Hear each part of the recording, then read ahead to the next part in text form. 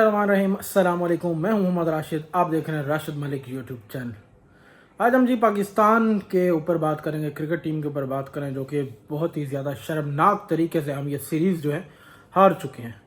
वो एक अलग बात है, अभी तक इस टेस्ट का जो है नतीजा नहीं निकला जो ऑन पेपर है, बट ये चीज़ हमें भी समझ आ गई है, आपको भी समझ आ गई है। पाकिस्तान ये वाला मैच भी हार चुका है क्योंकि पाकिस्तान ने दूसरे टेस्ट में, ये जो आज चौथा दिन था, आज हालांकि पाकिस्तान को चाहिए था कम से कम 300 स्कोर बना देता और उसके बाद बांग्लादेश को चेज करना होता तो कुछ ना कुछ मेरे ख्याल से हो सकता था। पाकिस्तान ये सीरीज कम से कम बराबर कर सकता था, लेकिन पाकिस्तान पता नहीं किस जल्दी में रहा है।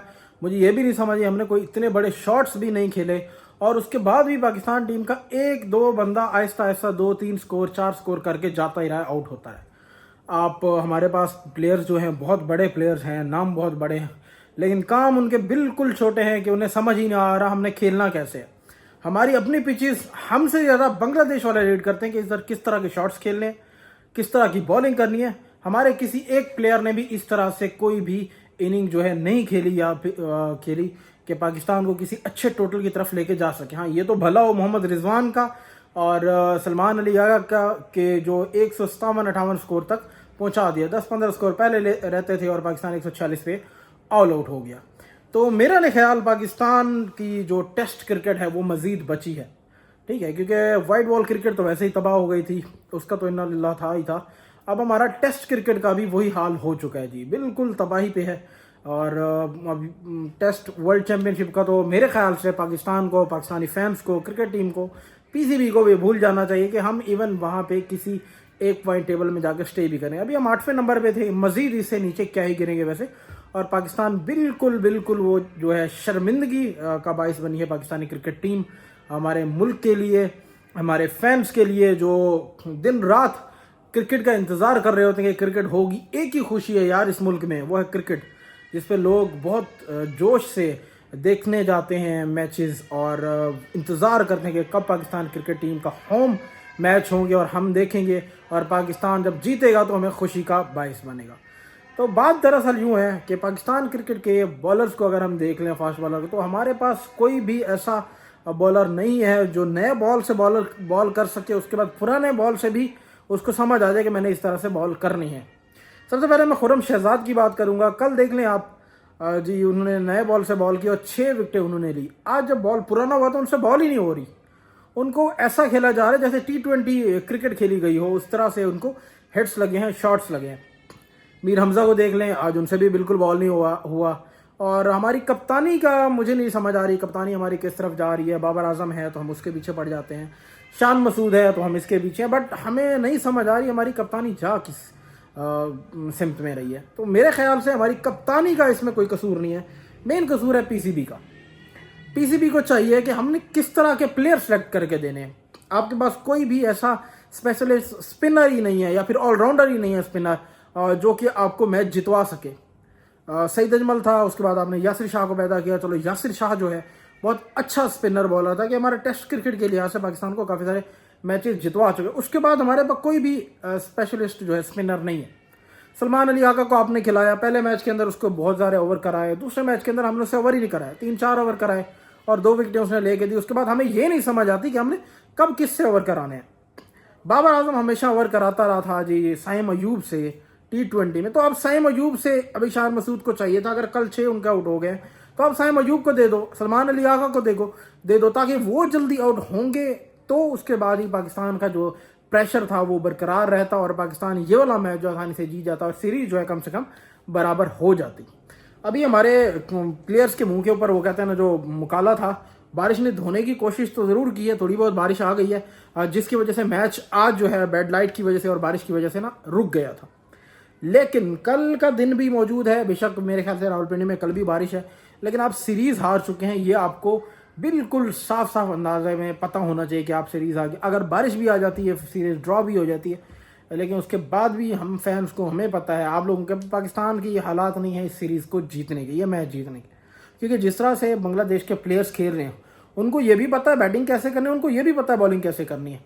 देखो, पहले मैच के अंदर क्या हुआ, पाकिस्तान ने 4 फास्ट बॉलर खिला रही है, हमें स्पिनर की अशद ज़रूरत थी, हमारे पास स्पिनर नहीं था, जिसकी वजह से हम बहुत बुरी तरीके से मैच हार गए। दूसरा मैच आया, हमें स्पिनर्स, क्योंकि सारे यूट्यूबर्स का कह सकते हैं, मीडिया का कहते हैं, जब शोर मचा कि स्पिनर को खिलाना चाहिए, हमने फिर से रीड नहीं की ये पिच अच्छे तरीके से और हमने एक स्पिनर खिला दिया और 3 फास्ट बॉलर खिला दिए। वही हाल हुआ हमारे साथ, अगेन 2 फास्ट बॉलर, वही हमारे साथ हाल हुआ कि हमें इस मैच में 4 फास्ट बॉलर चाहिए थे, उस मैच में स्पिनर चाहिए था, ठीक है। और हम जो है मैच ये भी हारने की इस पे आ गए हैं, पोजीशन पे आ गए। तो हमें तो ये नहीं समझ आ रही हम प्लेयर्स को सिलेक्ट कैसे कर रहे हैं, ना हमें सिलेक्शन का पता है, हमारी टीम के अंदर एक दूसरे की वैसे नहीं बनती। तो टीम किस जगह पे जा रही है, किस सिमत में जा रही है, ये आप लोगों को साफ साफ नज़र आ रहा है। असल में पीसीबी की जो गलती है मेन, मुझे जहाँ तक समझ आता है कि हम किसी नए प्लेयर को तैयार ही नहीं करते साथ, या फिर तैयार करते हैं तो हमारा कोई भी प्लेयर ब्रेक लेने से मना इसलिए कर देता है कि अगर हम एक बार दूर हुए टेस्ट क्रिकेट से या T20 क्रिकेट से, उसके बाद हमें बिल्कुल नहीं खिलाया जाएगा। जैसे कि अगर मैं बात करूं हसन अली की, फॉर एग्जांपल 1-2 मैचेस खेला और उसने सोच लिया कि यार मैंने कुछ मैचेस के अंदर ना सुकून करना है, रेस्ट करना है, दूसरे लोग भी खेले और मुझे भी समझ है मेरी क्या क्या गलती है, मैं उनको ठीक करूँ, तो उसके बाद हम उसे भूल जाते हैं। मैं वसीम जूनियर की बात करूँगा। वसीम जूनियर एक टेस्ट का अच्छा बॉलर है, ऑलराउंडर अच्छा है, अब वो किधर है? आप बिल्कुल भूल गए वसीम जूनियर कोई बॉलर था ही थे। आप वाइट बॉल में आजकल उससे नहीं खेल रहे। अब्बास अफरीदी किधर है? आप उसे नहीं खिला रहे। जमान खान किधर है? आप उसे नहीं खिला रहे। तो आपको पता ही नहीं है कौन सा बॉलर हमारे पास है, कहाँ किसको यूटिलाइज करना चाहिए। कम से कम उन सब बॉलर्स को अपने पास मौजूद रखें। 3-4 बॉलर बेशक खेले हैं, बाकी जो है कैंप के अंदर होने चाहिए। और मेरे ख्याल से पाकिस्तान ये वाले मैचेस इसलिए हारा है और टेस्ट इसलिए हारा है क्योंकि हमारे पास टेस्ट क्रिकेट होती ही नहीं है। पाकिस्तान क्रिकेट टीम जो है टेस्ट क्रिकेट बहुत कम खेलता है। 1 साल पहले बाबर आजम टेस्ट क्रिकेट खेला था, 1.5 साल पहले शायद अयूब से पहले कोई खास टेस्ट नहीं खेला। शान मसूद को देख लो, मोहम्मद रिजवान को देखो, क्योंकि हमारे मुल्क में टेस्ट क्रिकेट हो ही नहीं रही, हम ज़्यादा इसके ऊपर तवज्जो ही नहीं देते, जिसकी वजह से हम साल बाद टेस्ट क्रिकेट खेलने तो ज़रूर आ जाते हैं पैसे की नीयत से कि कुछ ना कुछ पैसा मिल जाएगा हमारे प्लेयर्स, लेकिन उस तरह की परफॉर्मेंस नहीं है।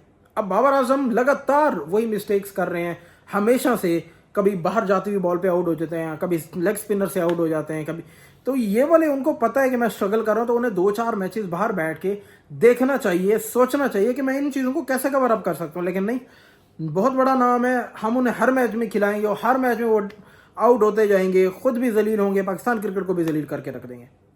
आज किसी एक प्लेयर की मैं बात नहीं करूंगा, तकरीबन सारे तमाम प्लेयर जितने भी थे हमारे सेकंड टेस्ट में, हमने जो है बिल्कुल भी अच्छा नहीं खेला। ये कप्तानी का इशू भी नहीं था, ये हमारे प्लेयर्स का भी इशू नहीं है। मुझे लगता है हमारी मैनेजमेंट जो है उसको अगेन चेंज होने वाला, या फिर अगर आप चेंज नहीं कर सकते, बार बार चेंज नहीं करना चाहिए, मैं इस हक में हूँ, लेकिन फिर यह है कि उनको कम से कम ये ज़रूर सोचना चाहिए कि हम अब अगर 1 साल जलील होने खैर है, इससे बाद जो हमारी क्रिकेट यहाँ से जान आए, ऊपर की तरफ ग्राफ जाना चाहिए। तो पाकिस्तान टीम को इस बारे सीरियस पीसीबी को सोचना पड़ेगा कि किस तरह से पाकिस्तानी प्लेयर्स को जो है इंगेज किया जाए टेस्ट क्रिकेट के साथ, डोमेस्टिक क्रिकेट कराई जाए, टेस्ट क्रिकेट कराई जाए, ताकि पाकिस्तान जो है जितनी ज़्यादा रेड बॉल क्रिकेट खेलेगा उस लिहाज से ही आपकी रेड बॉल टीम भी बनेगी और आप सीरीज़ जीतोगे, पाकिस्तान के अंदर भी बाहर भी। अभी तो हम पाकिस्तान अगर हम अपने ग्राउंड के अंदर हार रहे हैं, ठीक है, होम ग्राउंड के अंदर हार रहे हैं, तो हमारी कुछ सीरीज़ जो है बाहर भी, हम वहाँ जाके कैसे जीत सकते हैं? हम इंग्लैंड से कैसे जीत सकते हैं? हम ऑस्ट्रेलिया से कैसे जीत सकते हैं? हमारे तो प्लेयर्स का ही नहीं समझ आती कि कौन सा प्लेयर हमारे साथ खेलेगा, अगली सीरीज़ में होगा, उससे अगली सीरीज़ में कौन सा नहीं होगा, क्योंकि ये सीरीज़ जैसे ही ख़त्म हो रही है, काफ़ी सारे ऐसे प्लेयर्स हैं जिनकी बिल्कुल छुट्टी हो जाएगी, उनका नामो निशान नहीं होगा।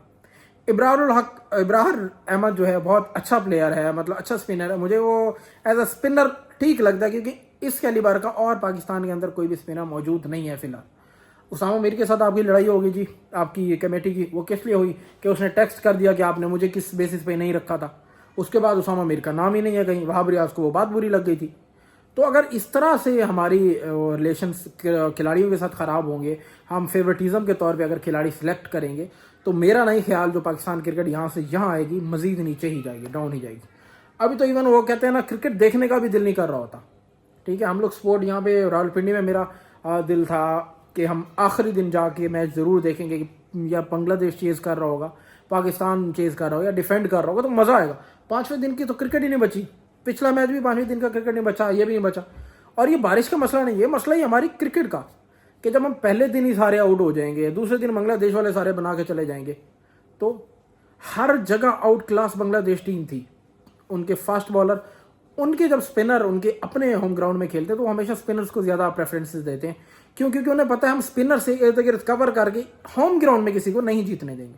लेकिन अगर इंटरनेशनली हम खेलेंगे तो हमें फास्ट बॉलर भी चाहिए। तो उनके वो 4 फास्ट बॉलर आए हैं जो रेड बॉल क्रिकेट पीछे खेलते आ रहे हैं और बेहतरीन जो ऑलराउंडर थे उनके स्पिनर, शाकिबुल हसन को देख लो, मेहदी हसन को देख लो, ऐसे स्पिनर के यार आपकी विकेटें तो उड़ाएं तबाह करें आपकी टीम को। साथ साथ आपकी बैटिंग देखें उनकी किस तरह से है। पाकिस्तान में कोई ऑलराउंडर इस टाइम ऐसा नहीं है जो आपको अच्छे स्कोर करके दे जाए, अगर स्कोर ना हो तो आपको विकेटें लेके दे जाए। कोई भी ऐसा ऑलराउंडर नहीं है। हालांकि साइम अयूब, आगा सलमान बन सकते हैं और ये ऑलराउंडर हैं, बट हम उनको उस तरह से चांस ही नहीं दे रहे, हम उनको उस तरह से यूटिलाइज ही नहीं कर रहे। हम बैटिंग की बात करें, अब्दुल्ला शफीक कब से जी हमारे बिल्कुल वो कहते हैं 0 पोजीशन है, 10-12 मैचेस पिछले उठा के देख लें, लेकिन हम उन्हें फिर भी मौके पे मौका दिए जा रहे हैं।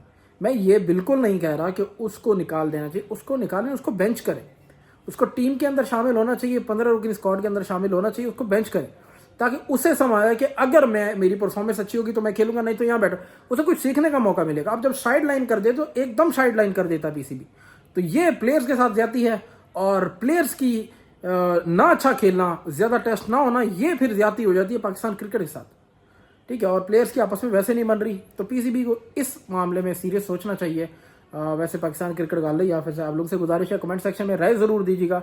मिलते हैं आप लोगों से नेक्स्ट वीडियो में, तब तक के लिए अल्लाह हाफिज।